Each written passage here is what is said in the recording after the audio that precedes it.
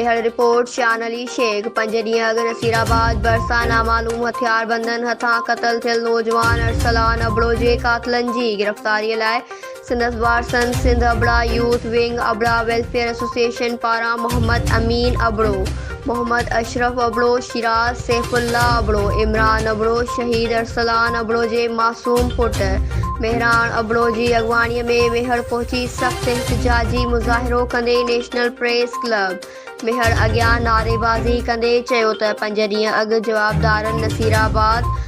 भरिसां गोलियूं हणी मासूम शागिर्द खे क़तल कयो, पर अफ़सोस जो नसीराबाद पुलिस कातिल जवाबदारनि खे गिरफ़्तार करे नाहे सघी। हुननि चयो त मक़तूल नौजवाननि जे कंहिं सां बि दुश्मनी न हुई, हू सिंध जी सक़ाफ़त जे खे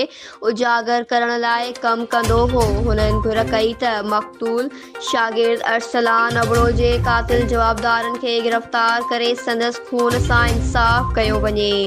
न्यूज़ सिंध एक्सप्रेस न्यूज़ मेहर वार के विरादा थी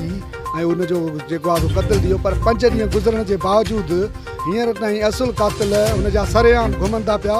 जंहिंजे करे असांजे अंदर में हींअर ताईं बाहि ॿरे थी पई, सूर थो थिए पियो त हींअर ताईं उहे कातिल गिरफ़्तार छो